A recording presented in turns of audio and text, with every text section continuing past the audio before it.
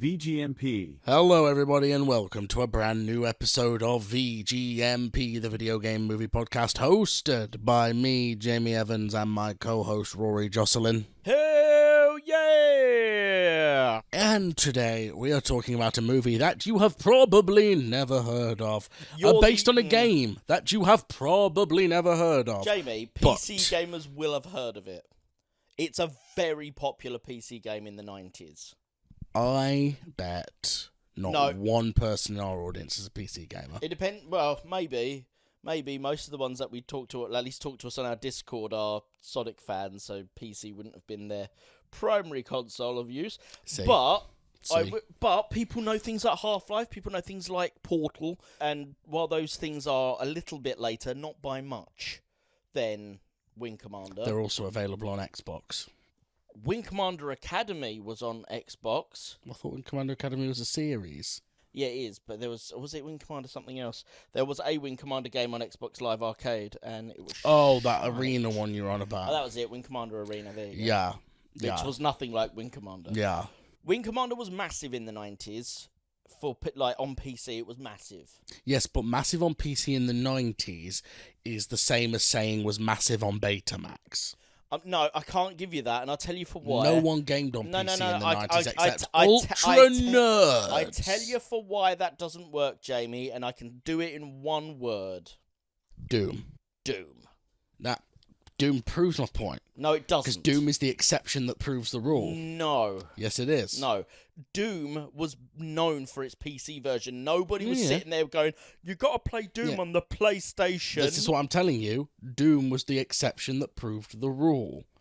It was like Game of Thrones.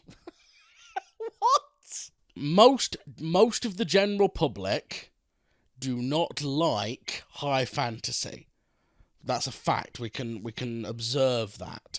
Game of Thrones was the one that successfully broke that mold. Lord of the Rings? Ain't nobody watched Lord of the Rings. Dude, honestly... I'm talking about on TV. Right. Same as hardly anyone played PC games. Sorry, hang on. Buffy. Until Doom. High fantasy, I said. That means everyone was pretty high on Buffy, I'm high fairly fantasy sure. is orcs and elves and shit. Right. The same was true with PC gaming until Doom. Right. Because... But this was popular before and after Doom. Specifically after Doom, if you're going to use Doom as your... My point is no one played it, and I'll tell you for why. Because PC gaming in the 90s was too fucking difficult to get it working. PC gaming in the 90s was terrible, yes, You'd buy the disc, you'd install it, and the game wouldn't fucking work. No, of course. And I'll be honest, Valve is the ones who sorted that, because PC gaming would still be impossible if it wasn't for Steam. But the point is still... that there was a market. The fact that Doom was a success proves it. Okay. The fact that Quake was a success proves it. Quake was not a success. Quake was a massive success. Nobody's played Quake. Not on console, except for maybe the Dreamcast one. But on PC, Quake was huge. It was really huge, wasn't. Jamie. This is another one of those bull-headed arguments that we're having. Jamie, it's not. It literally, you can look it up. Quake was huge because it introduced basically modern matchmaking in multiplayer, which again is something that you don't care about. So what you're saying is it's something that when I invent a time machine, I'm going to go back and erase from the timeline. Yes, but that doesn't mean it wasn't popular before you erased it from the timeline. But how would any of you remember? But we remember now because you have not yet erased it from the timeline. But if it hasn't been erased from the timeline, Jamie, does that mean that you never erase it from the timeline? Because if you'd have erased it from the timeline, it would be erased from the timeline. Anyway, my point is, no one remembers this film, and the box office figures prove that. Yeah, I agree with that. I will give you the fact that the film is not well remembered. Because this film made the terrible mistake of being a science fiction movie that happened to come out right smack in between the fucking Matrix and Star Wars Episode 1, The Phantom Menace. How unlucky could you get? So I looked up, because there is one very brief moment in the film where it does that bullet time effect. And I was like, well, did this come first? Like, both was released, this and The Matrix were released in 99. What came first? Now, to be fair, they couldn't have stolen it from The Matrix, because this film came out only 6 days later. However, the irony was they were rushed into development for this film because they wanted to beat Star Wars Episode 1, but then but ended up coming out 6 days after the fucking Matrix. Yeah. That is bad fucking luck. Yeah.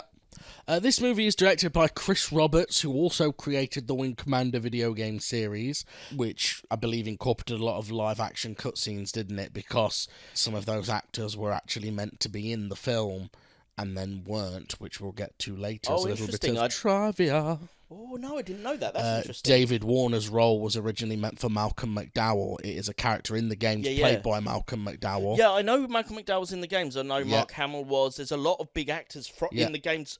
In fact, to connect it to another piece of media we'll look at briefly at one point, the TV show Games Master, they used to do every now and then, on one of their journalistic bits, they would go on set to an in-production movie, and they did Mortal Kombat 1995, and they also did Wing Commander, but I believe the movie set they're on is for the games, because the set that's shown doesn't match what's in this film. Right.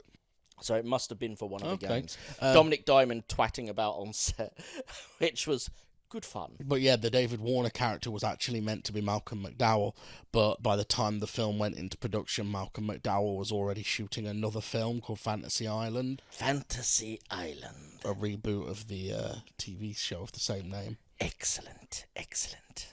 What's that from? That's Ricardo Montalbán, though. From the original Fantasy Island? Well, the excellent quote is actually from Wrath of Khan, but the Fantasy Island, welcome to Fantasy Island, is him in Fantasy Island, because he'd have no reason to say it in Star Trek. I think it's his part that Malcolm McDowell plays in the reboot film. Then Michael Pena plays that role in the newest reboot film. But that's a horror movie reboot of Fantasy Island. A horror movie? Yeah, Blumhouse did a horror movie version of Fantasy Island. Don't need that.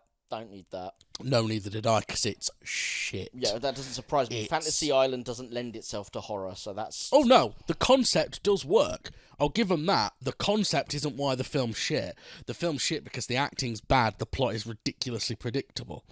But the actual concept is actually quite interesting. You know, what if someone went to Fantasy Island and their biggest fantasy was to see the downfall of somebody else who had wronged them? Right, fair enough. Well, let's get back to Wing Commander, the more interesting film. So this film is directed by Chris Roberts, who created the games, and stars Freddie Prinze Jr., Matthew Lillard, Saffron Burrows, David Warner, David Suchet, and Jürgen Prochnow from Das Boot.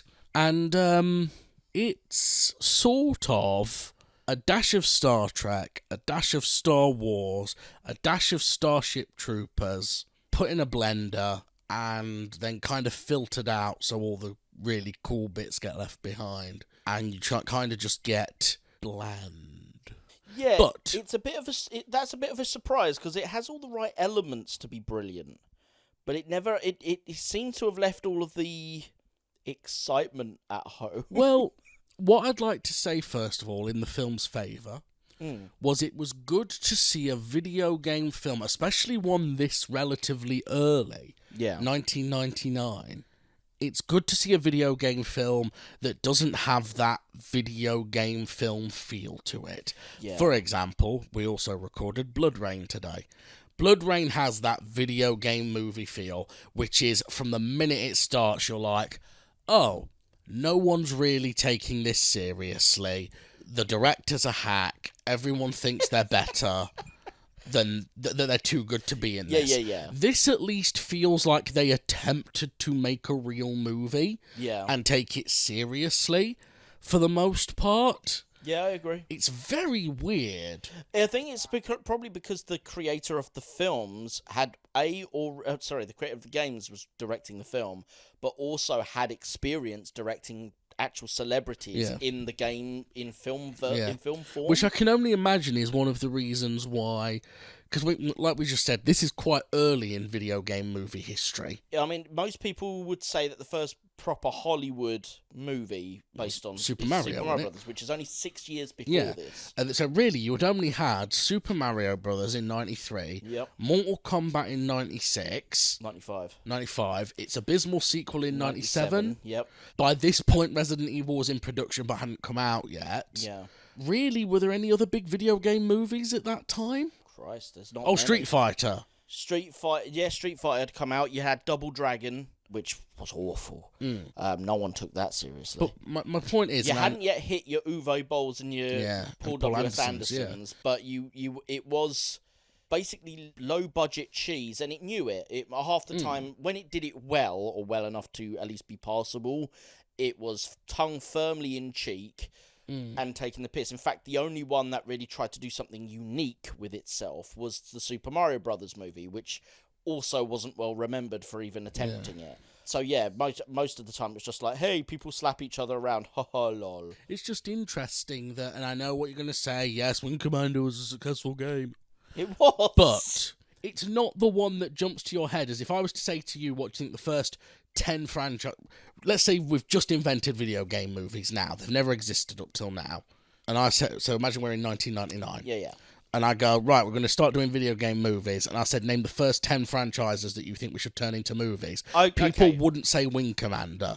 Unless it's because... You wouldn't say it now, but back then... No, this is what I'm saying. Imagine you're in 1999. Then yes, Wing Commander. No, you wouldn't. Yes. You absolutely would not. Let me tell you for why.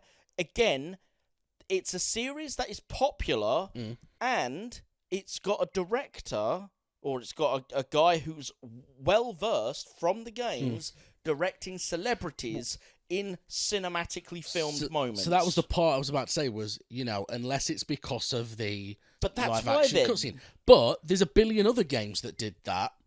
No, there wasn't. Yes, there was. You've told me. Fucking, what's it called? What's the term for full motion video games? Yeah, but they're not actual... So, Wing Commander wasn't a FMV game. No, I know. Wing Commander was a video game that had FMVs. Yeah, the only other one that might be comparable would be Command and Conquer. Yeah. There wasn't many at this point. But what about all those games that got bought out to make, what's it called, Maximum Surge? Maximum Surge. Those were all FMV games, and they weren't full of celebrities. Yasmin Bleeth was in it. It would normally had one token celebrity in each one. In fact, the Yasmin Bleeth one had Walter Koenig in it as well, and the game never got finished and never came out. So that was their biggest But my point is, production. I still say nay. I'm a naysayer. I'm sorry. Okay. If you were sat there picking the first 10 game franchises to adapt, it would be Mario, Sonic, Tomb Raider in 1999. Yeah, I agree. Probably Street Fighter and Mortal Kombat. Yep. Resident Evil, Doom.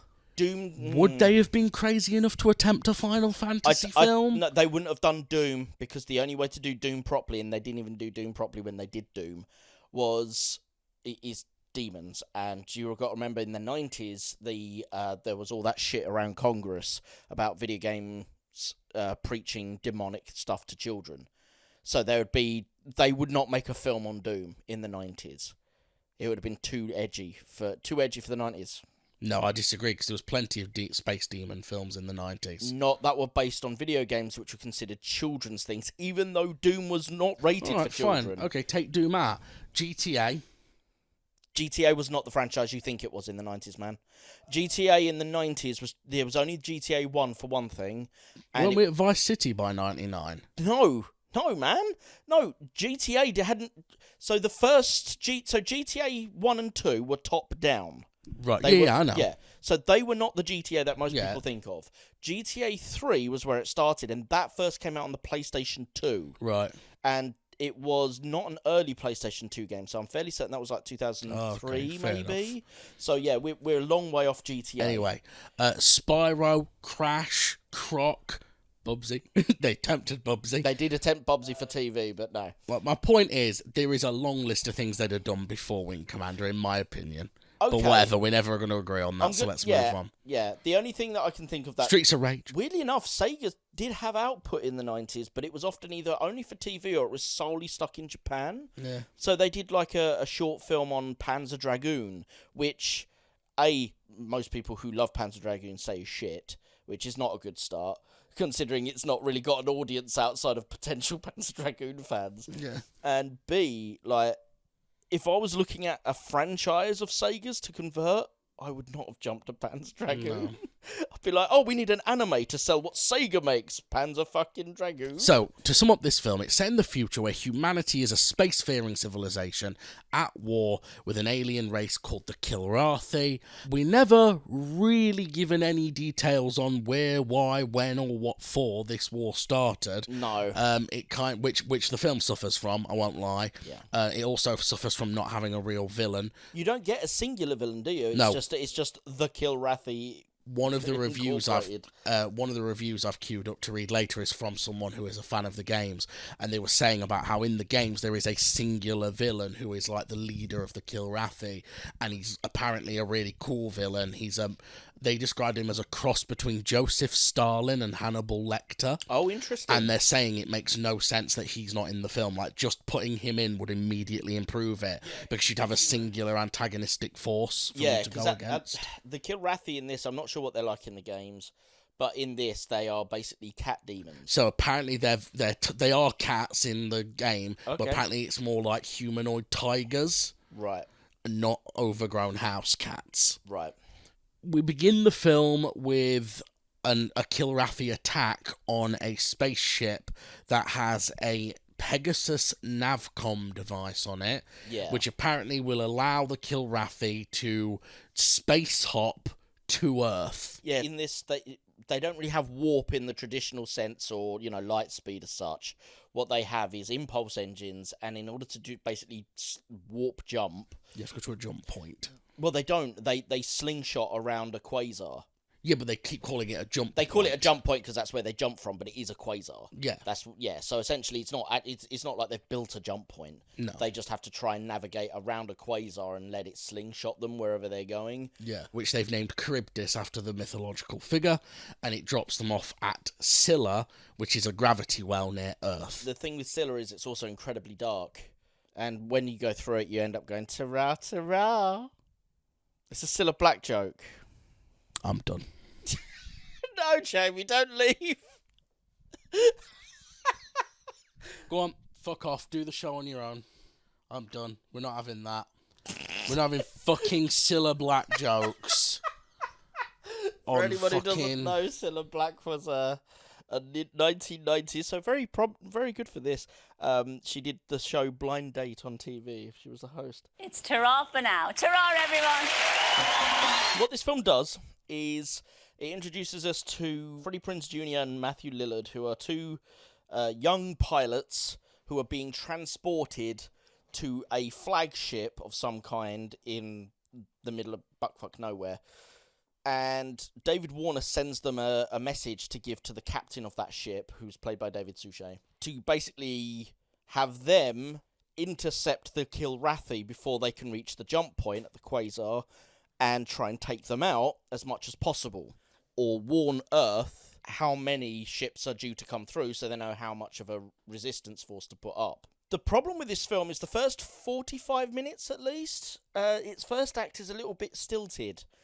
Things happen, but they just kind of happen. They don't seem to have, like, a narrative progression. Jamie, are you coming back? They don't seem to have, like, a narrative progression. And the problem with that is, I think, where they put the information. So, while the guys are on the ship, we get a one-to-one with David Warner, where he's like, the Kilrathi are coming through, blah, blah, blah, blah, blah, and tells Freddie Prinze Jr. what is going on.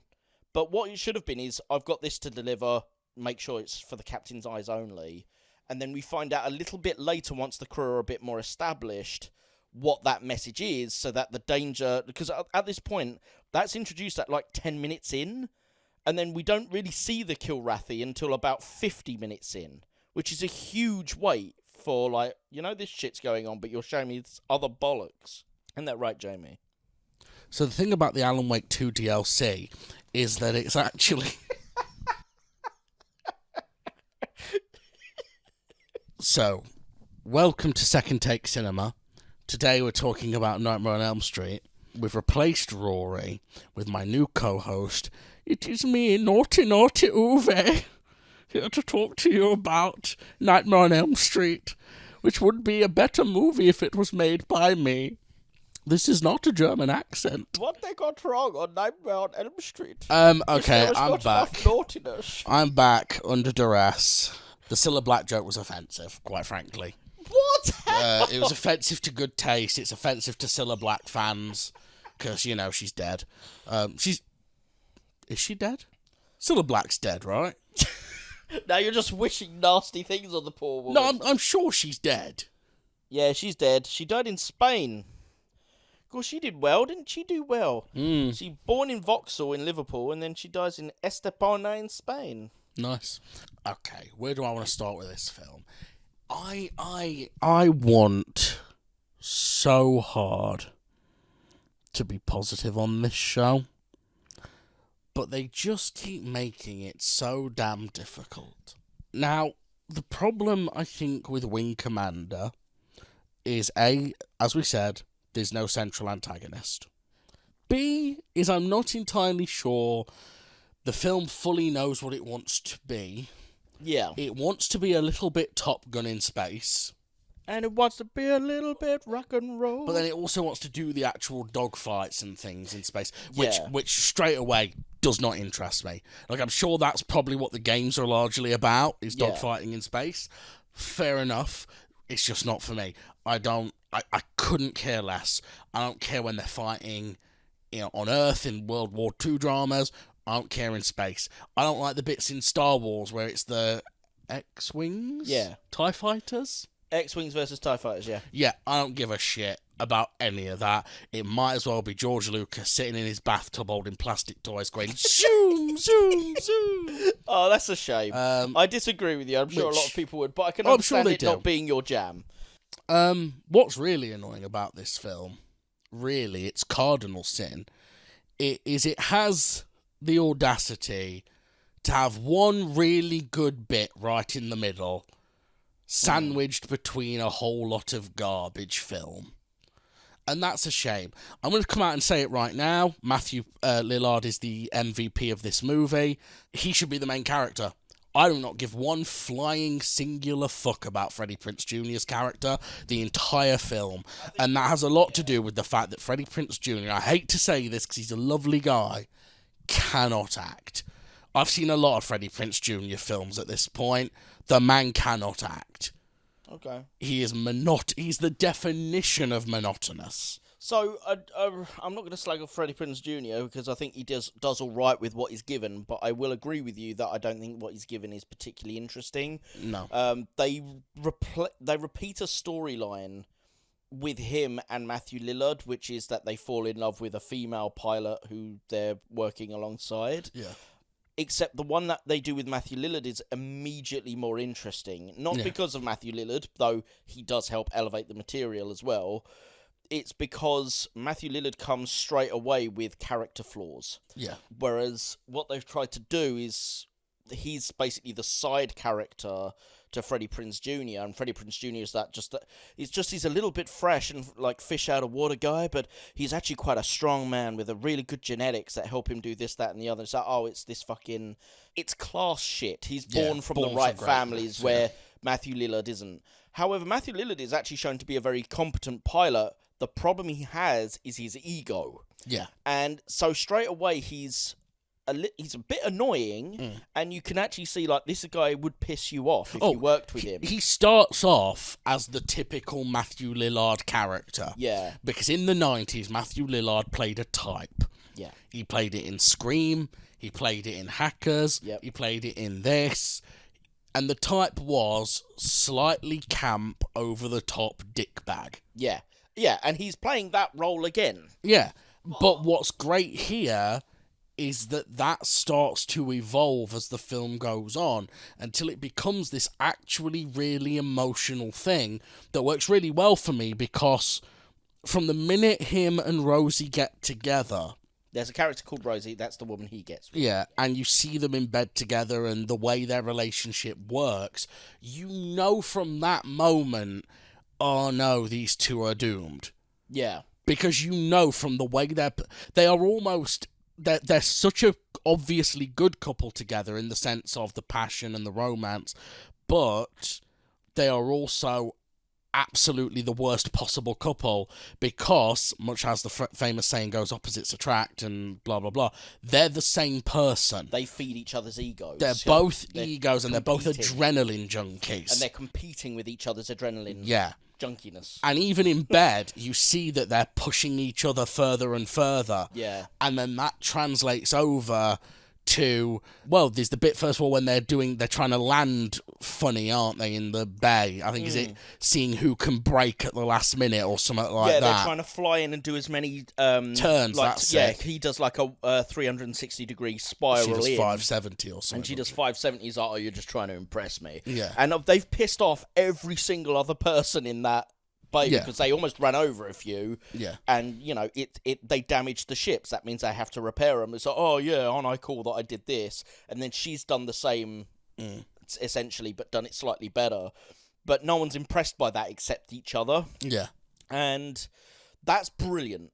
And I agree with you, actually. One of the main things that would improve this script hugely would be to eject the Freddie Prinze Jr. character and just have Matthew Lillard. Because at the beginning, they essentially have to make Matthew Lillard a useless piece of shit and just annoying to introduce Freddie Prinze Jr. Yeah. But actually, you didn't need him. No. And what I find interesting with Matthew Lillard's character is essentially the big hit. It should have come a bit earlier in the film, in my opinion, but I think the film should have been about 10 to 15 minutes shorter anyway. So during one of the manoeuvres, they're under attack by the Kilrathi. Rosie shows off by waiting until near enough the last possible moment to shoot a baddie and destroys it. And he's like, oh, you think that's good? Like, I can basically play chicken better than you. Again, that ego batting off of each other. So he keeps holding on course while this thing's flying at him. And she's following, going, if you don't fire, I'm going to, because she realises he's left it too late. But he hasn't. He just about shoots it and gets out the way to prove how good he is. But by doing so, the self-destructing Kilrathi jet hits her fighter and damages it. And then as they come into land, she doesn't quite make the landing. There's like a long landing strip, and then there's a force field they fly That's through. basically the airlock, isn't it? Yeah, and he makes it through the airlock, and she doesn't. Yeah. And her ship is left on the runway. And it's this point where he's like, oh, I can go, I can save her, I can get her. And Freddie Prinze Jr., being the support character, works so much better with him in this scene. He grabs, it's like, you can't get her, like, you'll die because there's no oxygen or anything out there. And he's like, I've got to go and save her. He's pulling Matthew Lillard back, and then the call comes from upstairs, which is we're not getting any response from her. And he orders one of the drone guys, basically, to drive out there in what looks like a dump truck and shove her off the side of the runway and drop her into outer space to be abandoned. Yeah. And it shows that happening. The one thing they needed to do was, A, Matthew Lillard should have been the lead, and B, that moment should have shaken his faith in his actual duty. It does shake his faith in himself, and he has to have the other female character come in and basically go, you're one of my best men, I need you out there, fucking pull your boots on and get out there. That's fine, but what it also should have done is him no longer trusting that his bosses have their best interests at heart. She could have been saved. You don't yet know she's definitely dead. That's the one thing you have to suspend your disbelief on, is if they've got that drone out there, why can't the drone just push her through the airlock and they can make sure she's dead? Yeah. You kind of have to suspend your disbelief on that a little bit. Yeah, it would have made more sense if it was when he goes up to question, why didn't you just push her back through the airlock? And they're like, it was a waste of our resources. Yeah. Something like that. There's two options. Better. Because option one, if you want the rest of the film to play out as a corporate drama where it's like, you can't trust, they don't care about the soldiers. No. You're just part of their machine. Then you do that. You do what you've just said, where you have it push her off the edge still. And when he's like, why didn't you push her back in? It wasn't cost effective or whatever. Yeah. What I'd be more tempted to do, because I'm not as interested in that, is she should have blown up as she landed. Or it pushes her back in, and when they open it up, she's dead. Yeah, something like that. Yeah, and then there's no one to blame as such other than himself. Because what I would have is, I'd have Maniac as the main character. Yep. this be sort of, keep it roughly where it is, roughly at the halfway point, but more of the film dedicated to that. But this obviously, 'cause I'm more interested in romance storylines. I agree with you though. Dedicated. It needed more of that emotional connection. Yeah, more of their budding romance and their cockiness. The bad thing happens. He gets court-martialed and put in the brig, or whatever you call it, on a spaceship. It is a brig, yeah. And then when the battle starts, they basically have to let him out. Because they're low on pilots.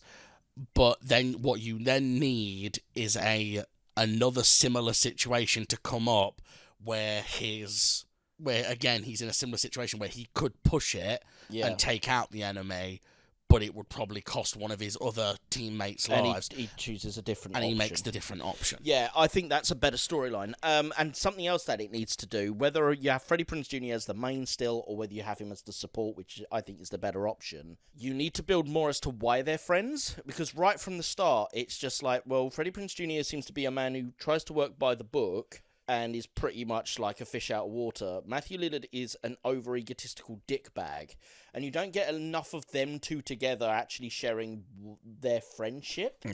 Yeah, you needed Matthew Lillard as the lead. Early on, you establish the friendship between him and Freddie Prinze Jr., why those opposites attract. Then you establish the Rosie situation, and why Matthew Lillard and Rosie are the same and attract, and how that's going to set up her demise. Yeah. Then you play the demise, either the corporate angle or the, they recover her and she's already dead sort of angle. Then you don't really need the second fake out, because Devereaux is the other woman who's going out with Freddie Prinze Jr. She is the titular wing commander. Yeah, and when he and her are meant to do the jump, she ain't going through the jump because he's the only one who's smart enough to do the jump anyway. But they get attacked and she's left floating in just the cockpit of her ship because it's been destroyed in space. And she's like, you have to go, that's my order. And so he has to leave her there. And she gets recovered because obviously you can't have the hero go without their romance. But actually, it feels like they only had to do that because they did it for Matthew Lillard, who's the sub-character. Yeah. But the truth is, it didn't have the impact. No. Because there was no build to... you're just like, okay, well, something's going to happen, she ain't going to make it through. There's no build, and in my opinion, there isn't the same chemistry between Freddie Prinze Jr. and Saffron Burrows. No, not at all. So the big problem here, for me, from a filmmaking point of view and a storytelling point of view, is the film has peaked at the halfway point. Yeah. And it's all downhill from there. Well, it doesn't have any... Because Matthew Lillard's story is essentially played out, and he's then relegated to the background almost Pretty entirely. much, yeah. He saves Freddie Prinze Jr. at one point because there's an airlock leak. Because isn't he missing for like 20 minutes in the final battle? Or so, it felt like about 20 minutes. Yeah. He's missing for a lot of it, and it's just like... It seemed to be like, I don't know what to do with this guy, because we've got to finish up with Freddie Prinze Jr. and Devereaux. But that's... As you say, there's not enough heat between those two. There's no actual storyline to develop between those two, because they're both characters without any major flaws. Yeah. As we said, Matthew Lillard and Rosie, they both have a problem, that they are adrenaline junkies, and they feed off each other's adrenaline. You don't have anything like that with Freddie Prinze Jr. and Devereaux, so what you end up with is just two decent pilots in a tricky spot. Yeah. And you're like, that's not anywhere near as emotionally gripping. No. Because the other plot line that I also, unless I missed something, because admittedly I was getting bored, they make a big deal about this reveal where the older French guy, who was the captain of the small ship that Freddie Prinze Jr. and Matthew Lillard were on, yeah. There's a whole big deal made where it turns out actually he's not just some random space traveller. Yeah. He's a fucking high-ranking officer in their military. I wonder if that didn't go anywhere, did it? From what I could tell, it just meant that he could take charge during the bombing raid run at one point. My belief, it meant nothing to me, but my belief is at some point, as you say, this was meant to have a lot of the actors from the game. My belief is that character probably was meant to be another character from one of the other games. So he is from the games, because one of the things the fans are kicking off about is in the games that character is famously a Scotsman. Right. And they've cast a Frenchman. Right. So yeah, my view is then that the idea was that it was meant to be like, oh, it's the return of that guy. I didn't realise it was that guy from the game. But where they've, as you say, where they've recast it, for the fans, that now means nothing. And unlike, obviously usually you would recast a character from a game, but the game's already had celebrities. Yeah. So but to be fair, I don't think that character was played by a celebrity. Right. But to be fair, the reveal would still work if he was a Scotsman. Why is he a French guy? Yeah. The interesting thing as well is that there is a Scottish guy in it, but he's with David Warner. Yeah. Well, what's funny is, I'm sure you probably noticed, this is a surprisingly international cast for an American movie. Yeah. Lots of Brits, lots of Frenchmen, things like that. And it's actually because this film was filmed, of all places, in Luxembourg. Interesting. I didn't think they even had film studios in Luxembourg. I didn't even think they had Luxembourg. Because isn't Luxembourg like one of the smallest countries in the world, innit? It's teeny tiny, innit? In terms of the rest of the film, though, I don't want to be too harsh, because I can see how some people would like this film. Yeah. It just isn't for me. Yeah. I wasn't overly enamoured with the set design. At least it wasn't Apple Store white, I'll give it that. Yeah, it looked... It's trying to look like an actual... So the big ships were designed to look like naval vessels, the interiors, I mean, specifically, except for the hangar bay, which is clearly a aircraft carrier. But you know what? I loved that set. I thought that was a brilliant set. And then the actual fighter jets themselves are very much designed to look like weird sci-fi amalgamations of World War II jet fighters. Yeah, kind of like Spitfires and shit, don't they? Which I liked as an aesthetic. At least it's different. It doesn't look like other sci-fi stuff. Yeah. It does mean, though, that it doesn't really feel like it's got its own unique looking identity. There's a lot of early bits where it doesn't feel like it's a sci-fi at all. Yeah. You could easily believe that they are just set on a naval base. Yeah. And they're just training recruits for the army or something like that. Yeah, you could probably cut around what's going on outside the window of the naval ships and just put a sky or something. It wouldn't necessarily need to be anything else.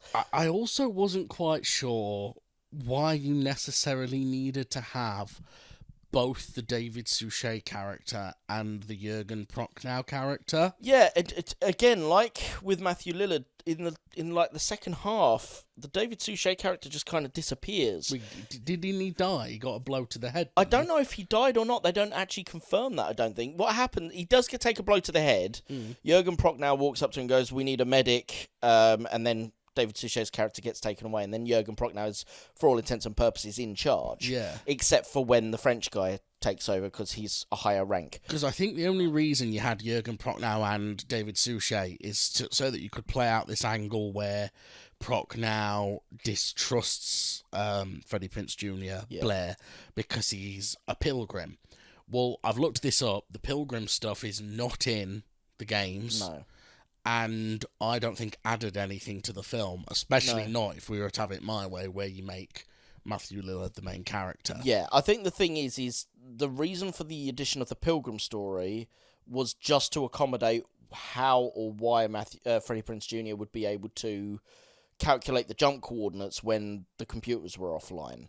And they established that early, and that's why he's the one who's sent to do the jump by himself at the end in the fighter jet. However, you could just put it that you need someone who's mental enough, maniac enough to do the jump, and it's like it's never been done in a fighter jet before, and it's like, well, we need someone crazy enough to do it. Well, maniac here, I kind of feel a bit suicidal because my girlfriend's being fucking shoved off the side of the ship. Yeah, that's why they pull him out the brig. He's the only one crazy enough to do it. Yeah.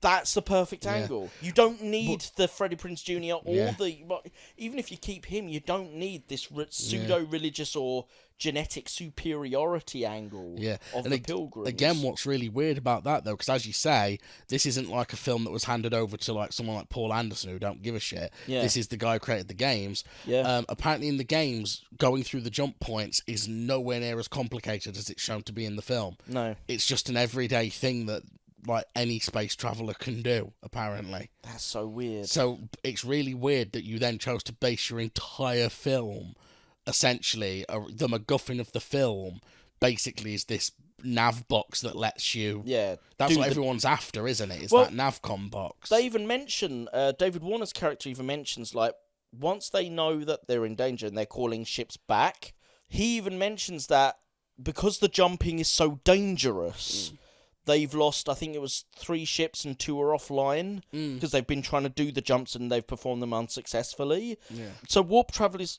fucking dangerous then. Like, I don't mind it as a story angle, obviously, regardless of whether or not it's connected to the games.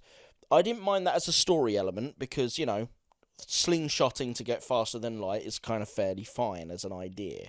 The problem I had was the religious angle. Yeah. It didn't need to be there. How did you feel? Because I'm not sure how I feel about this, whether it fits thematically or if it actually...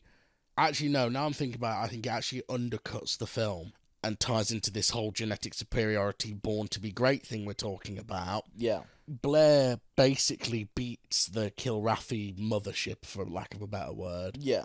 Using Maniac's maneuver. Yes. Which is he chickens them into the gravity well. And then because he's got greater maneuverability because he's in a smaller ship. He pulls away. And they get They're sucked in. too big to turn around in time, yeah. And part of me feels like the connotation there is, well, he can pull it off when Maniac couldn't. It cost Maniac something. Yeah. But it doesn't cost Blair anything because Blair's just that darn good. Again, he was makes born to be great. Makes more sense that you have Maniac as your main character. He, you know, fails the maneuver. He loses Rosie because of it. He loses his confidence. Gets put into the prison. They need someone crazy enough to make the jump in a silly little fighter jet, and he's the only one crazy enough to do it. And he's also the only one crazy enough to then do that emergency maneuver and dick over the Kilrathi, because you know he is, because he's a maniac. And, you know, that's him getting his confidence back. You know what? I've only got one shot. Fuck it, I'll do this again. That makes more sense, because then he's also... It's a case of your ego in your own abilities is fine if it's tamed or used correctly, rather than just being, look how fucking great I am. It's like, no, I can perform a maneuver that I know they can't perform. Yeah. And that's a better arc. That's a character arc. And it's all relatively there. It's just, you've put the wrong actor. We're just focused on the wrong character, yeah. Yeah, it's so weird. The other thing I noticed as well... But I think Blair is the main character in the games is the problem. But obviously, because I'm coming to this... Yeah. Having not played the games. Yeah, but if you've already bastardized the game by adding all this fucking other shit in there, like the Pilgrim stuff, you may as well bastardize the main character. My argument is I had to sit through 6 goddamn films of Paul Anderson's Alice. Yeah. As a fan of the Resident Evil games, when she don't even exist in the games. At least Maniac exists in the games. Yeah. See you after the break.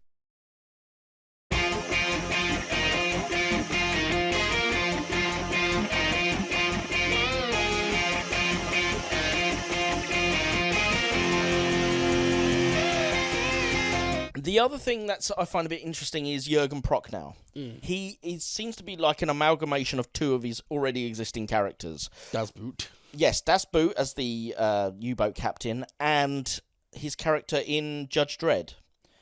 Because his character in Judge Dredd at first just seems to be, I don't like Judge Dredd, I think he's, you know, a loose cannon and a problem. It does eventually turn out that he's doing that because he's working with, well, he's trying to take over the council. Yeah. But either way... Is he working with Armand Santi? Yes, he is, yeah. He's the one who releases Armand Santi. Yeah. He's the head of Project Janus, isn't he? Yeah. So his character there, when he's being shitty with Freddie Prinze Jr. because he's a pilgrim, that's very much, I don't like you, Judge Dredd, fuck you. And then once he takes control, that seems to basically completely disappear. And there is even literally the moment where they have to basically go radio silent on an asteroid to hide from the Kilrathi. The Kilrathi then start... It's like... dropping depth charges, well, before they do that, they do the sonar bit. The whole bit is exactly the same as Das Boot, where they go quiet, and then you hear it going... Bah, bah. Now, in Das Boot, that bit is terrifying. That Wolfgang Petersen smashes that out. That is terrifying. In this film, it's not played as well... And it's already been done. And then, as you say, they do the extra bit that they also did in Das Boot, which is they then start dropping depth charges. So they go radio silent to evade detection, sonar ruins it, and then the depth charges come and fracture it, which kills David Suchet, presumably, or not, gets rid of him anyway. And then they have to do emergency manoeuvres to escape. He had to go and film another Poirot film, so they had to let him go. Yeah. Yeah, I'm not staying for this. I've got. Didn't he play Poirot for something like 20 years or something? I think it's got like to be that? one of the longest serving Poirots, if not the longest serving. It's kind of a bit odd where this film had a lot of opportunities to be a better film, and it showed certain elements of that, but it seems to do. It focused on the wrong main character, and then this other character it's got, who's a perfectly fine actor, is just basically kiboshing two of his old parts together, and then he's going, well, since I've got Jurgen, why don't I just do Das Boot? You're like, because it's been done, dude. Like, make Jurgen Prochnow a different type of character for him to perform. Yeah. At least he was a different type of character in House of the Dead. True. He wasn't just playing. He wasn't just going, I am U-boat Captain Jurgen Prochnow again. Yeah, true. So I've got. How did you feel about music in this? The music was interesting. It weren't standout, I didn't think. Didn't stand out, but a couple of bits that stood out for me with the music wasn't the music itself per se, but it was just how similar it was to the motion picture of Star Trek. It seemed that they took a lot of, and I'm not sure how the music is in the games, but it certainly seems that the music in this took inspiration from the Star Trek movies to kind of try and show the big budget nature of it as such. The thing that I find interesting as well is I looked up the budget, because honestly I thought this was a low-budget film, but it looks like it's stated on Wikipedia, so take it with whatever pinch of salt you like from that, $25 to $27 million. Yeah. That ain't a low budget in 99. It only made 11.6 million back, so it is a flop, Yeah. but I don't know where all that money went. The Matrix, which came out 6 days before, used the same rotate around the person effect, was 63 million, I think. So the Matrix was 63 million, and this was 27 million. So the Matrix had over double the budget, which makes sense because the Matrix had a lot more visual effects and shit like that to do. And it's the costuming and the set design I'm not feeling the 30 million. Or let's say 25 million, given the low end. I think a lot of it went on the visual effects. Yeah. There's a lot of CGI in this. There is a lot of CGI. Yeah, I reckon it must have been, because I don't know, it just doesn't feel high budget. No, I think part of that is that Freddie Prinze Jr. is the lead, to be honest. Yeah. Because I don't consider him a leading man for high budget movies. But maybe that's because I'm thinking of him more now, where he is literally in Hallmark movies now. Oh, is he? Like, that's where his career is at the minute. Right. To be fair, he was a pretty convincing nanny in Friends. Yeah. Okay, so I've got some trivia for the film. Yeah. As we've said already, the concept of pilgrims was invented for the film. It is not mentioned anywhere in the series. Yep. In an interview, Freddie Prinze Jr. discussed his hatred of Wing Commander, stating, I can't stand Wing Commander. I can't watch one scene of that movie. I read the script and loved it. So did my buddy Matthew Lillard. We both got the parts. We went on location and they said, hey, here's a new script. And it was a piece of shit. Interesting. I've got more facts about the script later on. That's fascinating, though. It basically sounds like they were forced to rewrite it about 12 times or something like that. The voice of Blair's fighter's onboard computer, Merlin, listed as question mark in the credits, is Mark Hamill, who previously played Blair in Wing Commander 3, Heart of the Tiger, Wing Commander 4, The Price of Freedom, and Wing Commander Prophecy. That's the fifth one and the last one. He also voiced him in the spin-off animated TV series Wing Commander Academy. Oh, well, yes, because I know, I think Ron Perlman's in that series as well. Oh, okay. Yeah, there's quite a few famous people in Wing Commander Academy. Oh, okay. That's, again, it was not an unknown quantity in the 90s. It's just because they haven't made a proper Wing Commander since 97. Yeah. It's completely disappeared out of the public consciousness. Right. Jurgen Prochnow and David Warner previously appeared in Privateer 2 The Darkening, which is a spin-off game of the Wing Commander series. There is a poster of Sarah Michelle Gellar in Freddie Prinze Jr.'s room. They Ooh.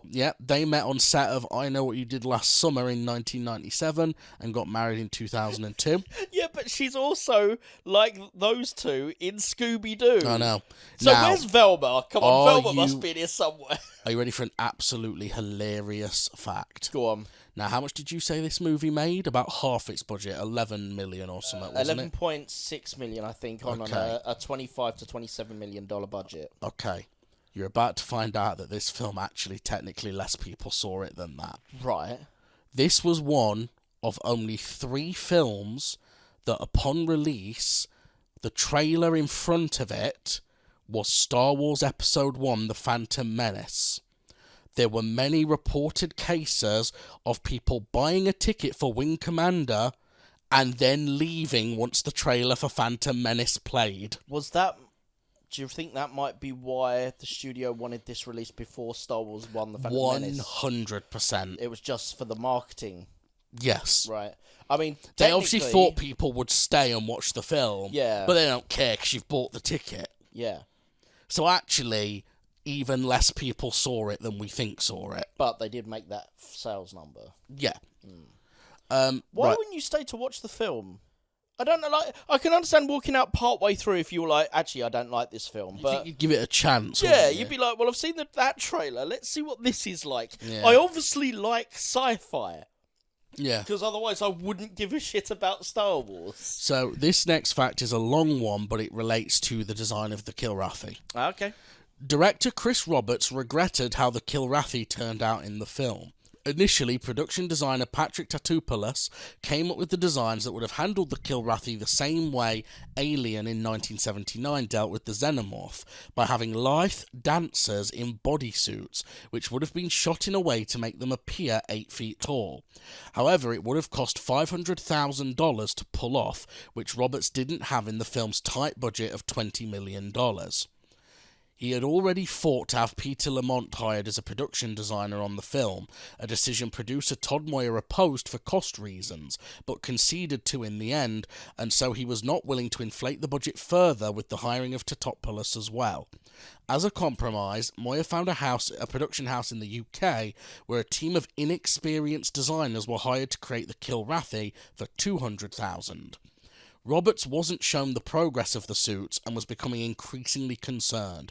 The inexperienced team were hired late in production and as the shoot went on were behind schedule with delivering the Kilrathi suits. Moyer would often assure Roberts that everything was going to be alright with the suits, but when the time finally came for Roberts to see the Kilrathi, he was horrified by the poor quality. A feeling that only got worse after he finished a day of shooting with the Kilrathi shoots and looked over the rushes. Roberts knew his only solution was to fix the issue in post-production by having digital animation applied over the Kilrathi suits in an effort to improve them. After the shoot was over, Roberts went to Fox and asked for more money to redo the Kilrathi digitally, as well as additional money to shoot the original opening that was in the script but had to be dropped due to budget concerns. And they told him, no, we're making money on this film even if it sucks due to the video and TV deals we have. If we give you more money, that may not be the case anymore, so tough luck. Roberts was stuck with the shoddy Kilrathi suits, much to his dismay. So basically the studio didn't care about this film because they'd made enough TV deals that the film had earned its budget back. Right, so the film deals. did make its budget back, just not in ticket sales. Yeah, basically. So does that make it a success? I would still say no. I mean, obviously, in terms of box office number, no, but that's interesting, though, that the idea that the film essentially was a success financially, just not in terms of sales number. Yeah.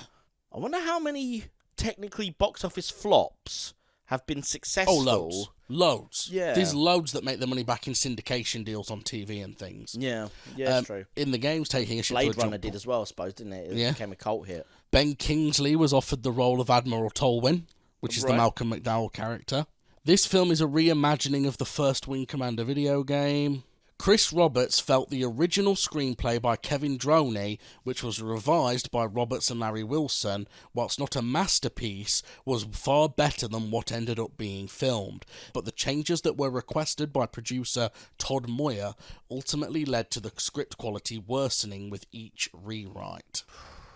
Well, it happens a lot, actually, because as Jamie mentioned at the beginning of the episode, we, on this same day, have also watched and recorded Blood Rain. And Blood Rain, infamously, a lot of people came on board because they read what they thought was a decent script or a good script, and then it was thrown out and rewritten last minute by Uwe Boll, which suggests that this happens a lot, actually. Super Mario Brothers had the same thing. It had a decent script that people signed up for, and then a week before the shoot begins, the producers go, oh, by the way, we're having it completely rewritten. You can't contact the writers. So this seems to be a weirdly common thread with video game adaptations. Maybe it is with films in general, I don't know.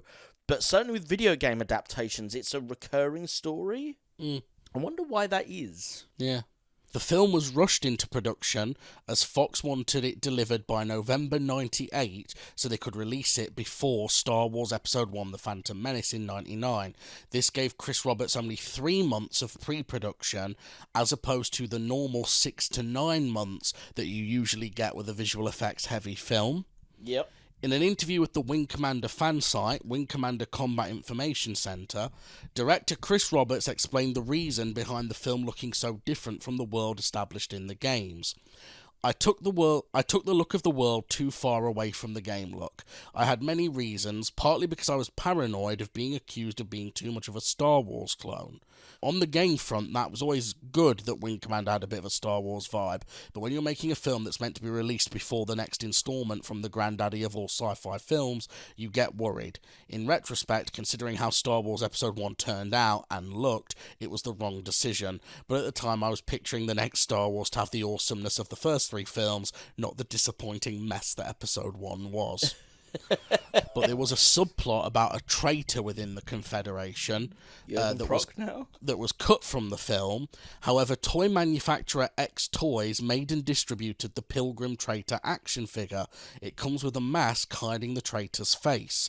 When the mask is removed, the identity of the traitor is revealed to be Admiral Wilson, which I think was the guy who was always standing next to David Warner. Right. The slightly shorter guy. I'm thinking that was Admiral Wilson. Don't know. Let me have a look. Oh, Admiral Wilson is Ken Bones.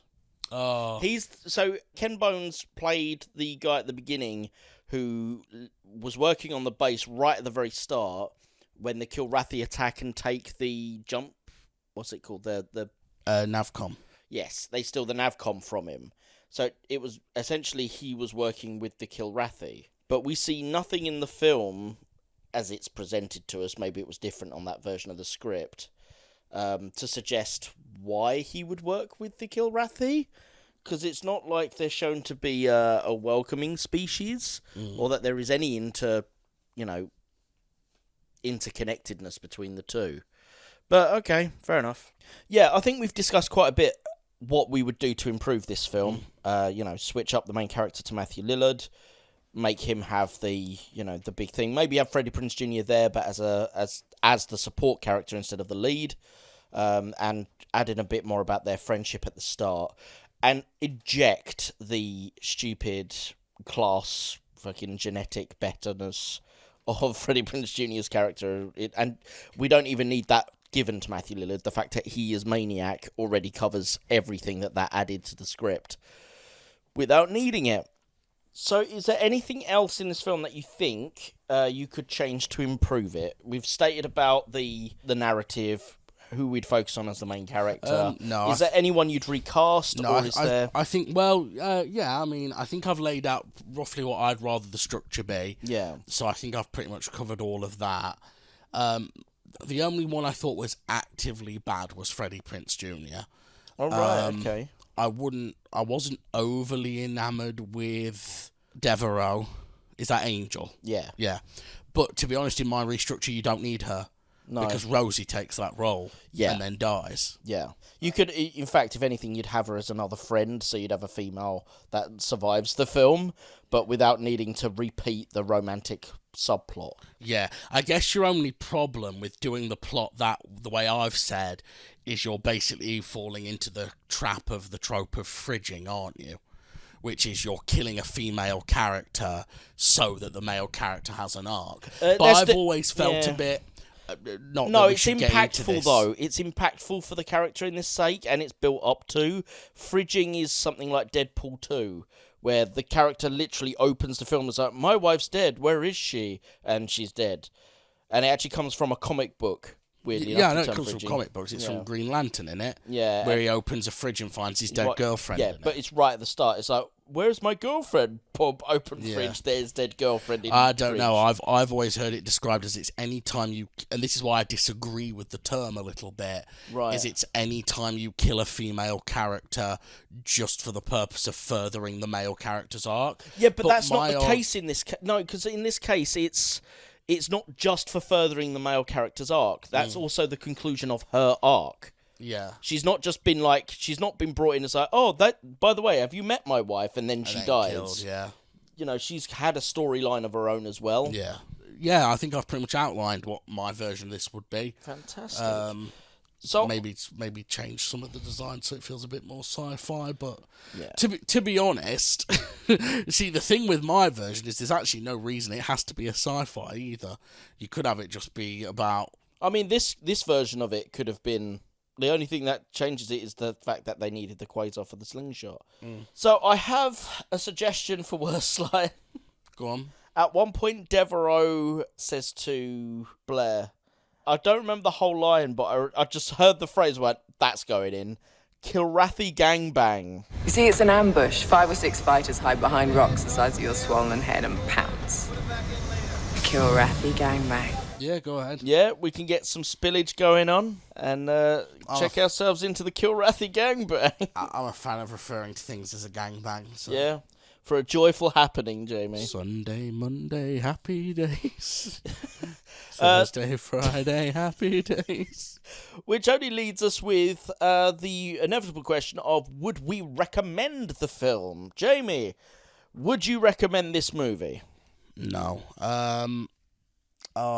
It's higher production value than some of the films we've watched. Yeah. And I did like the bit with Matthew Lillard in the middle, but... It needed more of that. It's just sandwiched between so much boring, generic stuff. I guess if you're really hardcore into sci-fi, you might get something out of this, but it's so...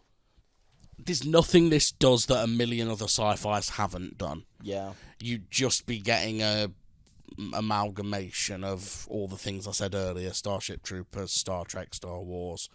It's just takes a little bit from all of them and pastes it together, in my opinion. Okay. See, when we got to the sort of halfway point, certainly after the bit where Rosie died, I was like, you know what? I could half recommend this because it's a slow beginning, but we've actually started getting into the meat and potatoes of a really strong story.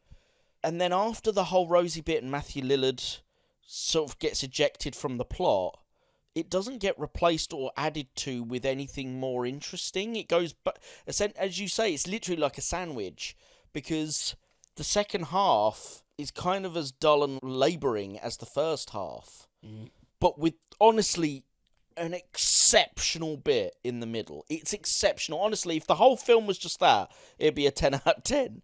But it's so dull in the first half and in the second half.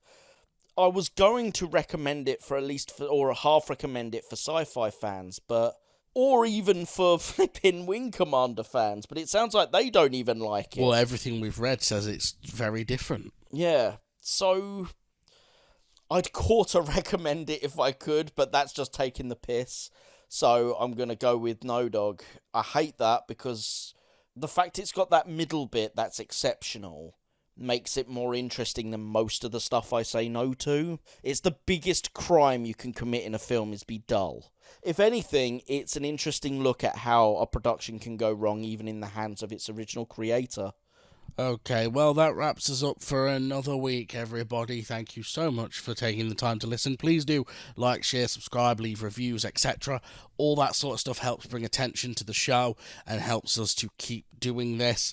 We will be back for a Kilrathi gangbang. We will be back on Tuesday for another DLC episode of VGMP, where we will be reviewing Xavier's Arcade Challenge. That's Xavier the wrestler. Xavier. Xavier. There's no eggs. How do you pronounce Patrick Stewart's character from X-Men? Professor Xavier. Xavier. X, go and give it to you. Well, that's what they're called, X-Men. Charles Xavier. Yeah, because you don't pronounce X as Z, but when it's an X, it's X. But when it's Xavier...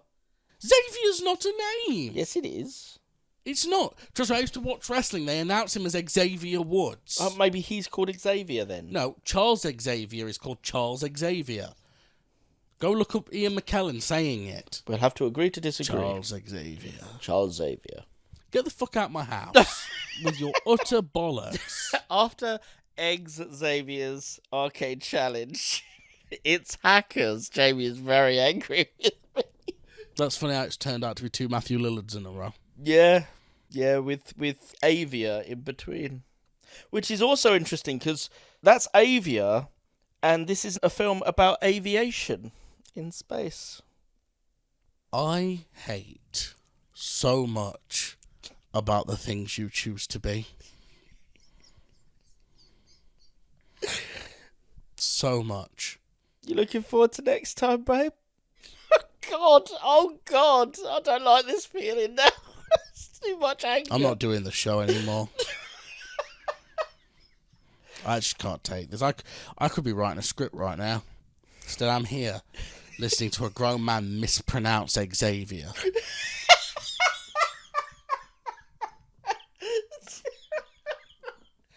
A grown man who is responsible for 30 members of staff in a hospital. Can't pronounce the word Xavier. We don't have a I'd professor. say X-ray. It's Zeray. Again, it's got the X. It's an X. It's an X dash, like X-Men is X dash. Okay, so would you prefer him to write it X-Avia? Yes. Xavier. Yeah. That's Xavier. Charles Xavier. Yeah. Thank you, everyone, for listening. Apologies that, yet again, you've had to listen to such utter tripe from Rory. I am your host, barely hanging on to his mental sanity. And we will see you next time when we talk about Xavier's Game Challenge or Arcade something. Challenge. Arcade Challenge. It's a wrestler playing video games. What more do people want from me? Game over, yeah!